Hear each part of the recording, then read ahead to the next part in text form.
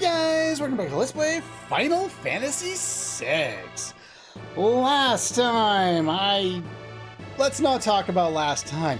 This time, we're going to go over the opera in all of its weird translation glory.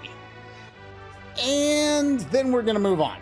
Enough dicking around, spending far too long on the Veldt. I don't know what it is with that one enemy, the Aspic. All of my other runs, like I've seen someone use it in an upcoming battle for a specific purpose, and I wanted to demonstrate that myself, but I've never been able to get this guy to show up. Ever. In any of my runs, including my test run. But anyway, if you want the music not interrupted by me pausing, like we're about to here, then check out my previous couple episodes that I did on the opera here. But now we're specifically going to go over the translation. Now, the idea here is it's an opera, so there's a bit of a story behind the song and the music and all that. And it's translated different ways depending on which translation you go with. Now, in the fan translation, they go for a very, I won't say Shakespearean, but a more old-fashioned style of dialect. And I don't know, it seems kind of weird some of the time. I'm not a big fan of when they do that. Sometimes they do that in, like, I believe they did that to an extent in, like, Final Fantasy XII with the dub. Like, I like the dub in terms of the voice actors and the performances they give. I'm just not a big fan of, you know, incorporating that old-timey style of speech into the game most of the time. Sometimes it works. It works better in 12 than in a lot of other situations, but I'm not a huge fan of it. The Game Boy Advance gives you, again, the more accurate portrayal of the, of the play and the song and the story and all that kind of stuff. Now, all we get, stop doing that. All we get, kind of the basics here, about this whole war thing. And it's kind of a Romeo and Juliet kind of story, because there's a war between the East and the West. And I believe, yeah, Drago's the story from the West, and Maria, I believe she lives in the East. Either that or she later on is part of the East. I can't remember. I think maybe she's part of the West. I can't remember. Trampled to death by chocobos.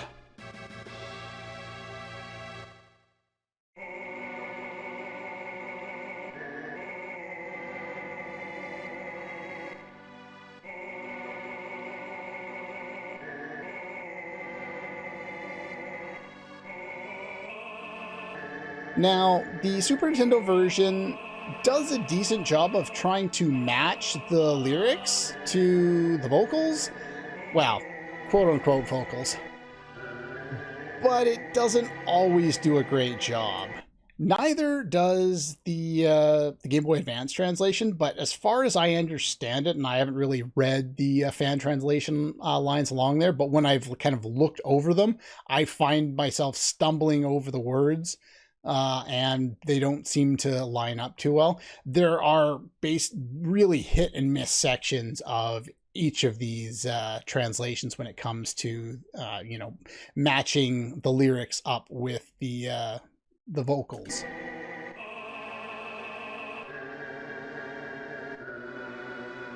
Now, in the Super Nintendo version, they do try and like deliver the lines as the vocal performance is going on.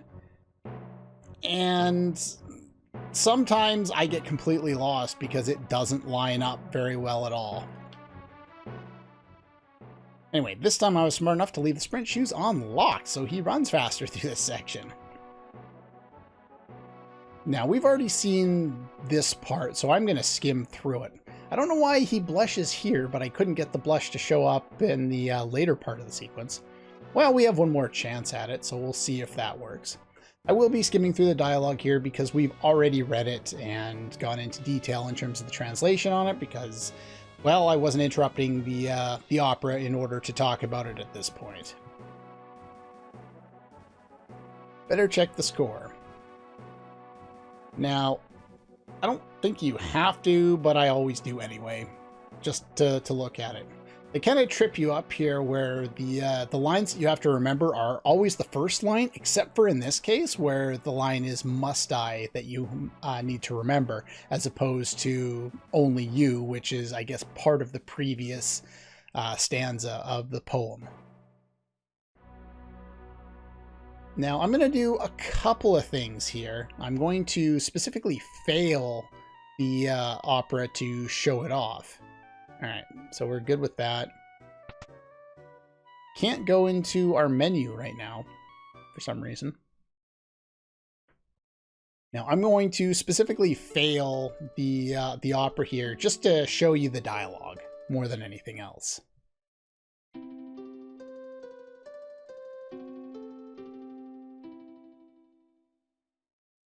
Okay, so yeah, Maria was part of the West. And her and Drago, so it's not necessarily, so yeah, we're gonna completely do this wrong. You're out of here. What? Apparently the you're out of here line was a censorship of death. Apparently she was saying you're dead now or something like that, and she completely botches the line. And you get kicked out of the thing, and you can go back in. I think you have to start the whole district performance. I'll give you just 3 more chances. We're all in this together. I wonder where this puts us at. Does it start right from scratch again? Oh, it puts us right back in this position. Well, I was going to cut a bunch of stuff out, but I guess I don't have to if we're already basically here anyway.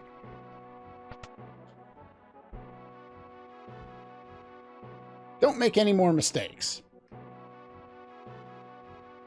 Alright.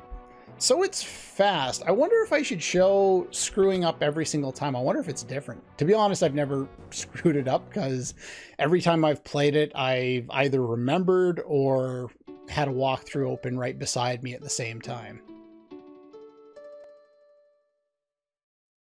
Anyway, I will do the rest of the failures off screen unless something new happens here. So yeah, Prince Ralph of the East, you know, the East has conquered the West in this story, and screw up again and we'll see if anything's different. Alright, we're on the final line once again. Well, not the final line, but screwing up, and this is the last chance. Well, we get booed every time. Nothing else changes. You don't have enough acting ability to convince your own mama. And, well, game over. And that is the game over music. You actually get a game over if you screw it up enough times. Not that you could ever do that without actually trying to, because you could screw up each of the two choices you have, and then, I don't know, get a game over against the Rats or Ultros or something like that. Anyway. Okay, let's do it right. So yeah, the West has fallen. Maria's castle has been taken by Prince Ralph of the East, and he's taken her hand in marriage by force. And, of course, oh my hero. Now, unfortunately, we are going to pause through all this. And the reason why we're going to do this is because I want to kind of, I don't know, just talk about how different the translations are. Now, so far, the lyrics that they've got in the Super Nintendo version, they match up really well with the music, and in fact, I kind of like them, as opposed to what we got here with the Game Boy Advance translation. The Game Boy Advance translation is what they use in concerts when they do the opera in concert, when people can do concerts again. But yeah, in the past when they've done concerts, they've used the Game Boy Advance's translation as the the English lyrics for it, which is kind of cool. I think the original translation, like you can look here at the fan translation. I'm not going to talk about it all that much. You can see it's very, you know, very weird. Weird's not really the right word. It's basically written like, poetry you would write in high school if you were, just told or desired to write with the old timey, thee, thou, all that stuff. I don't. Is that right? Traveling like that? I don't know if that's right. Anyway, doesn't matter. One of the funny things here, love goes away like night into day. It's just a fading dream. Now, that's, those seem to line up and they rhyme and all that through promises of perennial love. Perennial. Is that a 4-syllable word in a song? I'm sorry. It may be more accurate, but it sure as hell doesn't flow very well. Like, the Game Boy Advance version is more accurate for sure. It just doesn't always make for the best song. And sometimes it's way better than the version on the Super Nintendo version. One of those examples is right here. I'm the darkness, you're the stars, our love is brighter than the sun. Like, even as you listened to them as they played the song over it, it didn't really line up all that well. Like, our love being brighter than the sun is too many syllables for what they decided to put there. I'm the darkness, you're the starlight. That already sounds better. And just kind of the delivery makes, I don't know, it's a more logical way of doing the song, I think.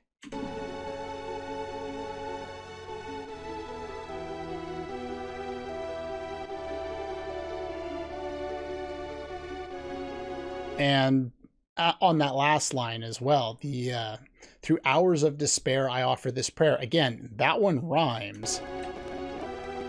For eternity, for me there can only be. It does rhyme, but I don't know. I just find that it works better in the Game Boy Advance with that particular stanza.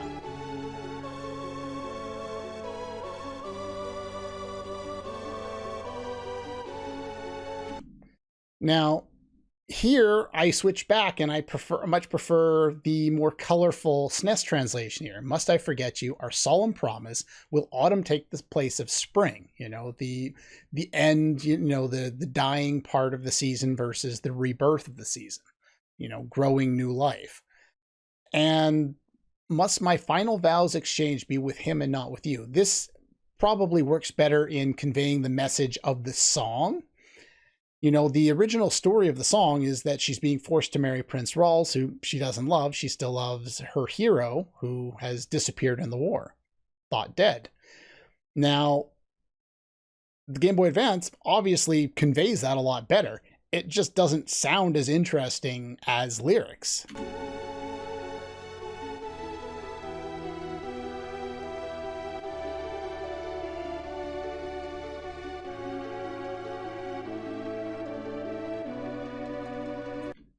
I'm at a toss-up with the last little section here.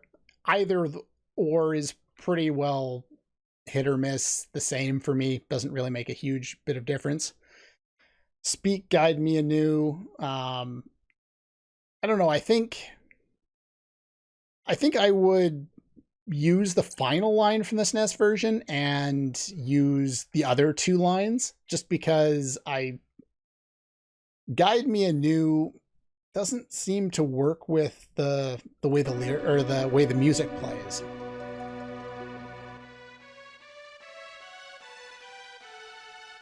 And of course, this being the image of her lover. Follow my lead, dance with me.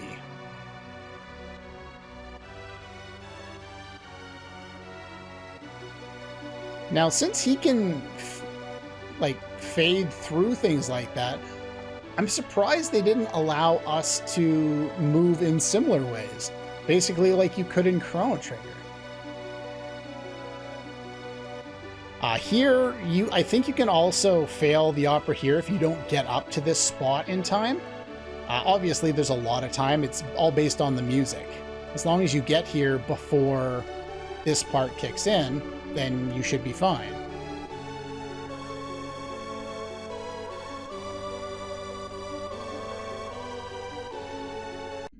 Now here, the SNES line, especially that last line, it just doesn't line up with the music at all. And I don't know, the way that they go about the narrative of the opera in the SNES version, I'm not a big fan of. I just think that a lot of the language works better in song form. The song is portrayed better in the Game Boy Advance version.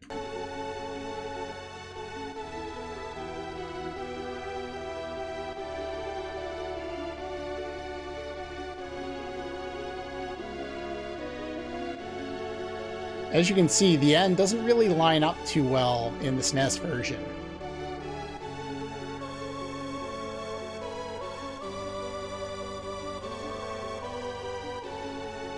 Same with the line at the end there. It doesn't really line up with the music in the SNES version.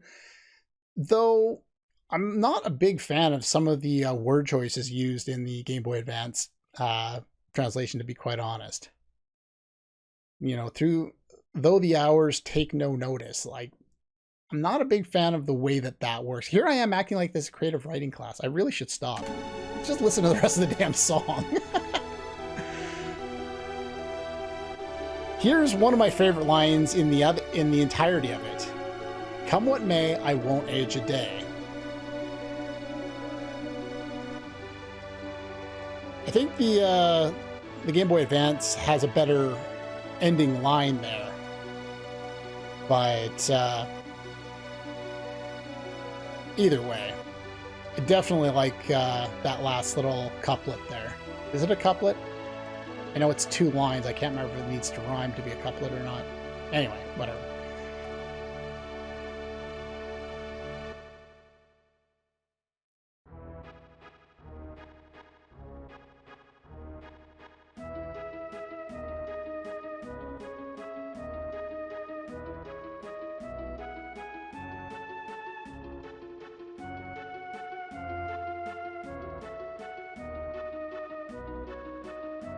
And we're back to more dancing. Yeah, there's not a whole lot that we can do about this section. Alright, let's go take a look at Ultros's letter. Let's go tell the impresario. And I will cut out most of it, and I'll show certain parts of this if I can do something different.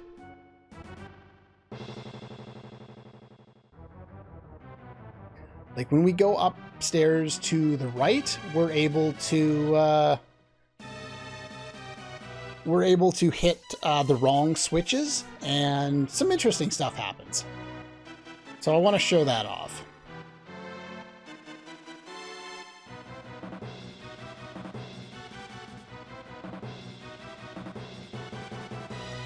And Draco is alive. And he half ran over Prince Rolls in the meantime.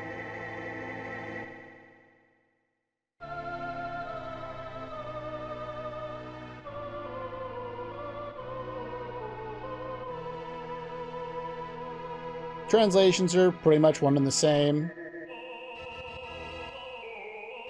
Here, things are a little bit different. In this one, or in the SNES version, it's like he's talking kind of, I don't know, more focused on Maria, while the Game Boy Advance focuses a lot more on, how dare you do this? You are from the Western side, which we've already conquered at this point.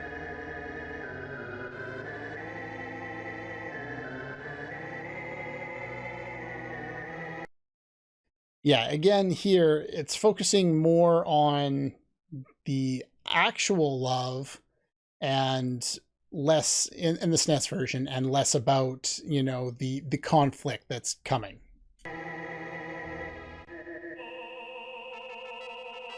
It's a duel.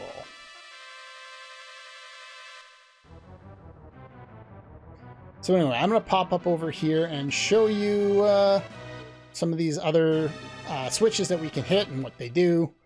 And then we will go fight Ultros again, and I'll try to show what I wanted to show with Gigavolt, but I don't know if I'll be able to do it or not. That one barks like a dog. This one turns off all the lights. Cool. That one drops us on stage. Uh-oh. And, okay. Go lock. It's the only way you can get through that door. Surprise! Because, yeah, that door is now closed. Performance underway. Yeah, there's not a whole lot else we can do with the rest of the area. That leads us to the other side. Anyway, so yeah, let's go back here, do this, and I'll show you the fight with Ultros since it's a little different. The one thing to note is any party member like Gaw, who is in level multiple of 3, you want to equip a peace ring or a ribbon to protect yourself against the muddle status, if you plan on getting hit with the muddle status. If you have Aspic, you don't need to worry about it, but I'll see you in a minute. Okay, we're back, so let's talk to Ultros here. Go for another battle. Now, Ultros absorbs water, he's weak to fire and lightning, which is why I wanted Gigavolt, because it makes things funny. But yeah, you can also use stop and slow on him. Again, Gaw is really good, pretty much against anyone.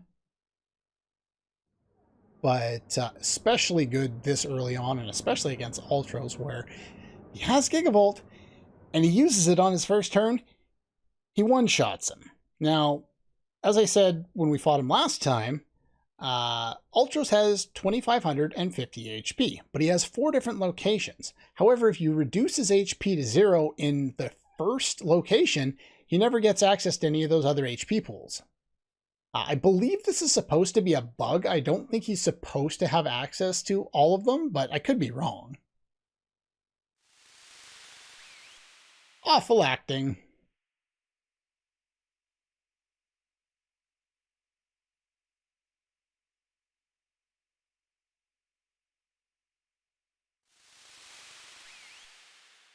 Music. But yeah, one thing I did for this fight is I gave Edgar 2 pairs of earrings and the Ramu Esper. So let's try that first. Now, in order to cast it, you go into the magic command, and then you select Esper, and you cast it. And that's what it looks like. And then we're going to... It is Hazer, right? It's Hazer. Hazer gives you Bolt, too.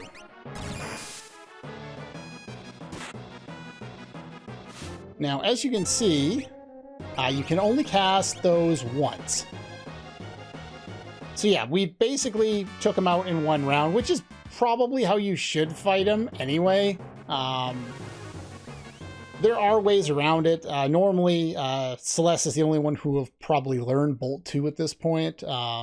So you probably won't have access to that unless you gave it to someone else like Gaw to learn.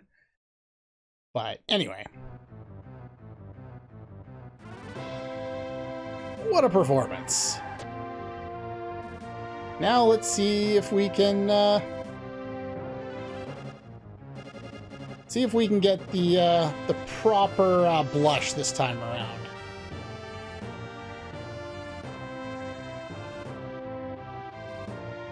Stay tuned for part 2. Now, we already went over all the really cool things about this scene, specifically when you bring both of the Figaro brothers, which makes it infinitely better in my opinion. Just little things like that I really appreciate. I wish they didn't force your party at this point. There's no way to change party members as soon as you start the opera sequence, which is rather unfortunate. I wish it was better. Like, the sound that you hear there, I swear she's like being like restrained, like her wrists are restrained or whatever, and she breaks it. Of course, the game likes to wink at the quote-unquote camera and break the fourth wall, which I always appreciate. But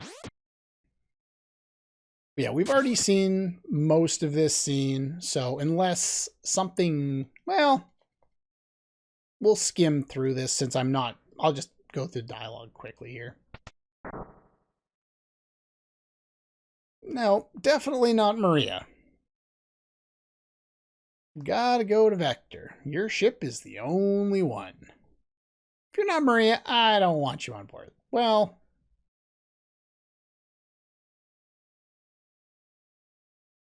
world's most notorious gambler. Gaw says nothing. Yeah, that's why last time I mentioned what Cyan said, but I didn't mention what Gaw said. Well, Gaw doesn't say anything at all.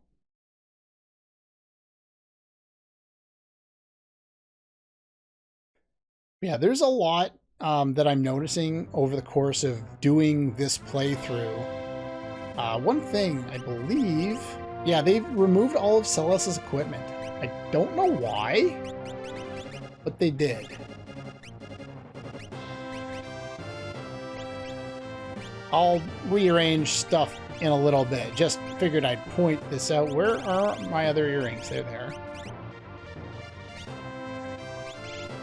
And one thing that's good to have on your healer is probably a ribbon. It's not a huge deal, but Google. Now, if you notice over the side, it's looking at the mithril glove.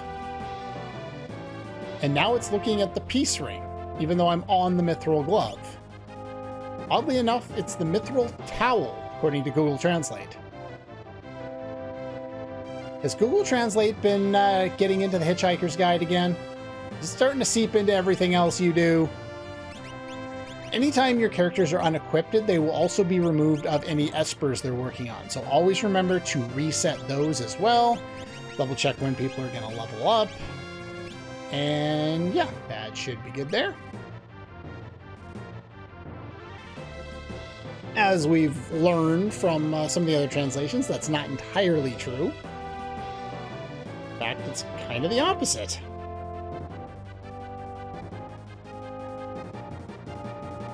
Now, the interesting thing is, even with all of the mistakes in the translation of the Super Nintendo version, I still have a lot of soft spot for it, and it still leads to not a complete narrative, but a cohesive narrative. And there we go. We got it to work. I don't know why it wouldn't work last time.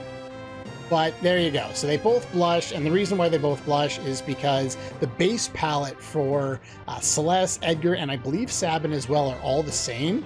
And so when Celeste is supposed to be the one blushing here for obvious reasons, she just was proposed to by Mr. Gambler.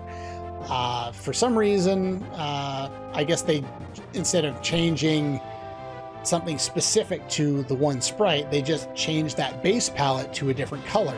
And in this case, if you have Edgar on screen as well, he suffers from it as well. Maybe it doesn't work if you bring both Edgar and Sabin. Maybe if you bring Sabin instead of Edgar, it does the same thing. I don't know. But anyway.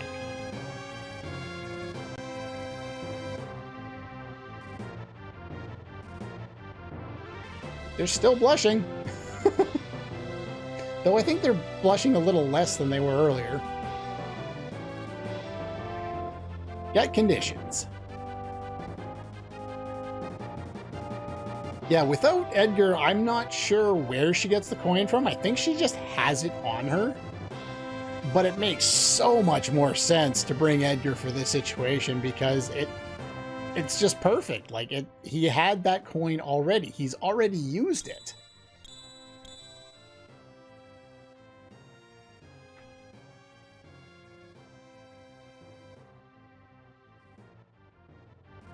And of course, with rigged coins like this, that's why they usually, if you're proposing that you play a game based on those, you let your opponent choose. If you supply the coin, your opponent chooses heads or tails. That way, you can avoid that type of subterfuge, I guess. Nothing to lose but my life. Ante up.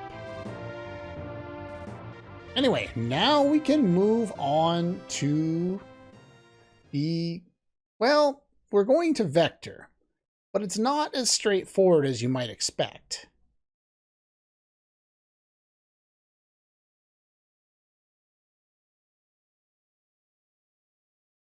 When things fall, they fall. Life's a game of chance. Play your cards and fate plays hers. Fair enough. They're going to spot us from miles away if we try and fly it into the Empire. We'll have to land a distance away. And Setzer will remain on board in case of emergency.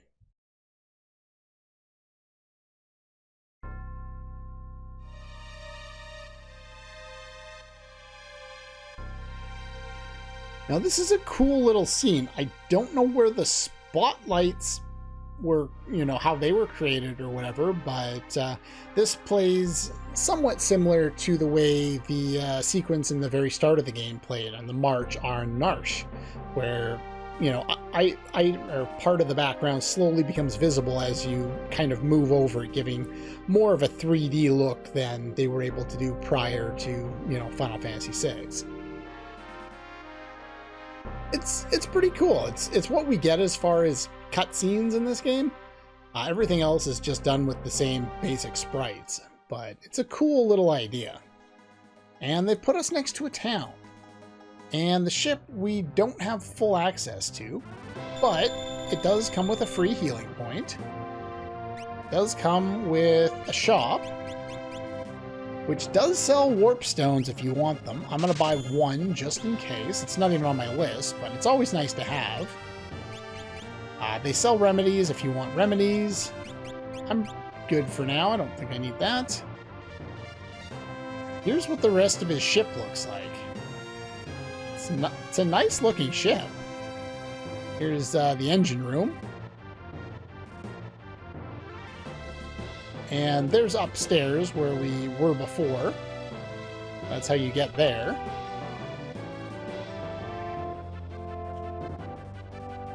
The exits aren't particularly well defined.